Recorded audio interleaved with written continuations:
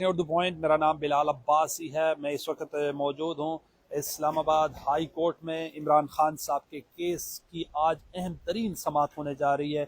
Cipher case میں عمران خان صاحب کی ضمانت پر آج دلائل ہوں گے۔ اس سے پہلے بھی عمران خان صاحب کے جو وکیل تھے بیرسٹر سلیمان صفدر، انہوں نے تقریباً 1.5 دن 3 سے 4 گھنٹے دلائل دیے، اپنے دلائل مکمل کیے۔ پھر اس کے بعد جو ایف آئی اے کے اسپیشل پروسیکیوٹر تھے رضوان عباسی صاحب، انہوں نے دلائل دیے، اور آج ممکنہ طور پر رضوان عباسی صاحب کے بھی دلائل مکمل ہو جائیں گے اور اسلام آباد ہائی کورٹ کوئی فیصلہ صادر کر سکتی ہے۔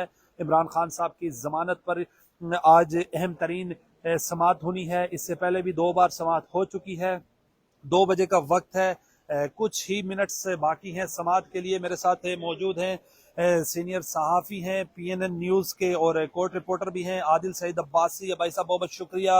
پہلے تو بتا دیجیے گا، اس سے پہلے عمران خان صاحب کی جو کل اڈیالہ جیل میں سماعت ہونی ہے، اس حوالے سے آج کیا حکم صادر کیا ہے اسلام آباد ہائی کورٹ نے؟ لطیف کھوسہ صاحب پیش ہوئے تھے۔ دیکھیے، وہ جو درخواست تھی کہ جو اڈیالہ جیل میں سماعت ہونی ہے سائفر کیس کی، یا ادھر جوڈیشل کمپلیکس میں جو آفیشیل سیکرٹری خصوصی عدالت ہے یا یہاں پہ ہو، جو چیئرمین تحریک انصاف کے وکلا تھے لطیف کھوسہ تھے، ان کی جانب سے یہی موقف اپنایا گیا تھا کہ جو سماعت ہے وہ جوڈیشل کمپلیکس میں ہونی چاہیے، جو عدالت بنائی گئی ہے آفیشیل سیکرٹریٹ اس عدالت میں ہونی چاہیے، جبکہ سماعت جو ہے وہ اس سے قبل بھی 3-4 دفعہ جو ہے پہلے اٹک جیل میں ہوتی رہی ہے، پھر اڈیالہ جیل میں ہوتی رہی ہے۔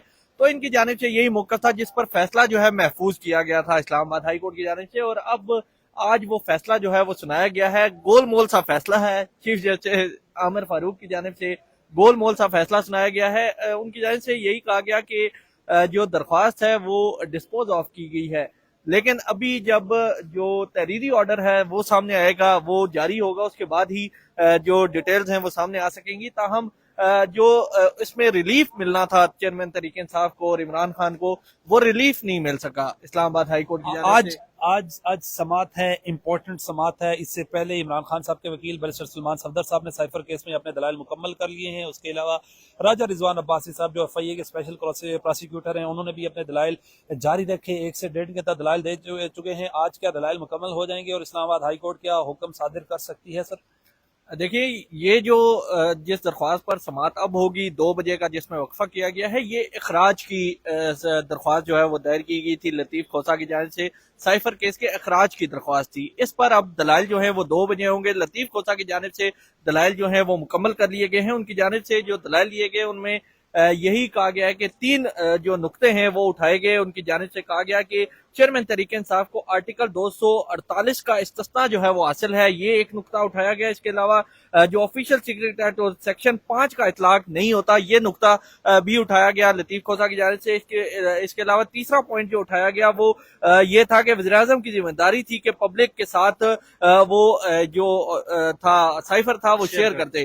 یہ 3 پوائنٹس جو ہیں اٹھائے گئے، اور تحریری دلائل جو ہیں لطیف کھوسہ کی جانب سے وہ بھی عدالت میں جمع کروا دیے گئے ہیں۔ تو بیسک یہ 3 پوائنٹس ہیں جن پر لطیف کھوسہ نے دلائل دیے اور ان کے دلائل مکمل ہوئے، جس کے بعد عدالت نے کہا کہ جو پروسیکیوٹر ہیں شاخاور ہیں اور راجہ رضوان عباسی، وہ دلائل دینے لگے تھے، لیکن عدالت نے کہا کہ ڈی بی تھی، ڈویژن بینچ تھا، اس کے بعد انہیں بلایا گیا ہے۔ 2 بجے کا وقت رکھا گیا ہے۔ اب 2 بجے جو ایف آئی اے پروسیکیوٹرز ہیں راجہ رضوان عباسی ہیں اور شاخاور ہیں، وہ اس پر جو دلائل ہیں وہ دیں گے، اور دیکھنا یہی ہے کہ اسلام آباد ہائی کورٹ آج اس پر فیصلہ جو ہے وہ سناتی ہے یا محفوظ کرتی ہے۔ عادل بھائی، آپ بھی سالوں سال سے کورٹ رپورٹنگ کر رہے ہیں، کہا جا رہا ہے کہ سائفر کیس میں عمران خان صاحب کی 14 سال کی سزا ہو سکتی ہے۔ آپ کے بھی دوست ہیں، ہمارے بھی بڑے اچھے دوست ہیں نعیم حیدر پنجوتا، وہ ایک دن رونے شروع ہو گئے ہائی کورٹ کے باہر کہ حکومت نے تیاری کر لی ہے اور کہ 14 سال عمران خان صاحب کو سزا دی جائے۔ آپ کے پاس کیا ایسی اطلاعات ہے سر؟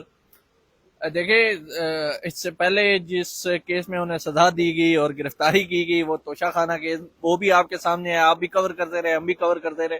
جس طرح اس کا سپیڈی ٹرائل کیا گیا اور ڈیلی کی بیسس پہ ٹرائل کیا گیا، اسی طرح اس سائفر کیس کا بھی ٹرائل ہوگا، ڈیلی کی بیسس پہ ہوگا، اور بہت جلد اس پر جو سزا ہے وہ دی جا سکتی ہے۔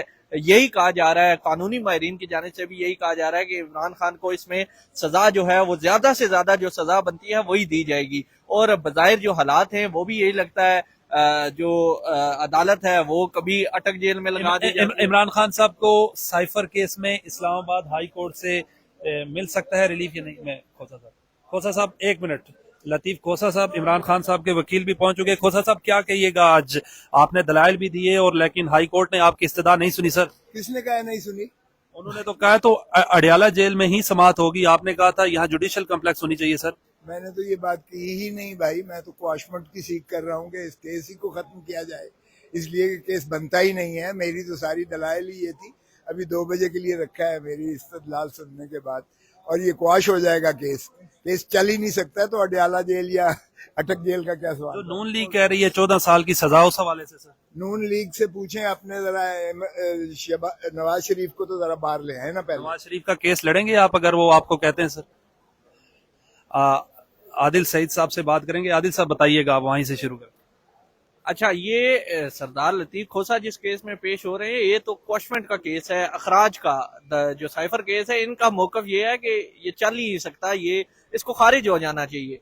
جبکہ جو پروسیکیوٹرز ہیں وہ بھی بڑے تگڑے پروسیکیوٹرز اس میں رکھے گئے ہیں، تو راجہ رضوان عباسی ہیں، شاخاور ہیں، یہ اب دیکھنا یہی ہے کہ اس میں سزا دیتے ہیں ججز یا اس پہ اخراج ہوتا ہے اسلام آباد ہائی کورٹ سے، لیکن بظاہر ریلیف ملتا ہوا نظر نہیں آتا عمران خان کو۔ اس میں جو قانونی عادل صاحب، لطیف کھوسا صاحب نے یہ بھی پلی اٹھائی تھی نا کہ اڈیالہ جیل یا اٹک جیل میں سماعت ہونے کے بجائے عدالت میں ہونی چاہیے، یہ الگ درخواست تھی۔ ابھی جس درخواست پر سماعت ہوتی ہے وہ اخراج کی درخواست ہے، کوشمنٹ کی ہے، جبکہ اس سے پہلے آج جو اسلام آباد ہائی کورٹ نے فیصلہ بھی سنایا ہے وہ تھا کہ جو انہوں نے چیلنج کیا تھا، نوٹیفکیشن تھا وزارت قانون کا، جو عدالت لگا دی جاتی تھی، اٹک جیل میں کبھی لگائی جاتی تھی، کبھی اڈیالہ جیل میں لگا دی جاتی تھی، تو اس پر اسلام آباد ہائی کورٹ نے فیصلہ سنا دیا ہے۔ کل جو سائفر کیس کی سماعت ہونی ہے، ٹرائل کی سماعت، وہ اڈیالہ جیل میں ہی ہوگی۔ یہ فیصلہ اسلام آباد ہائی کورٹ کی جانب سے آج جاری کر دیا گیا ہے۔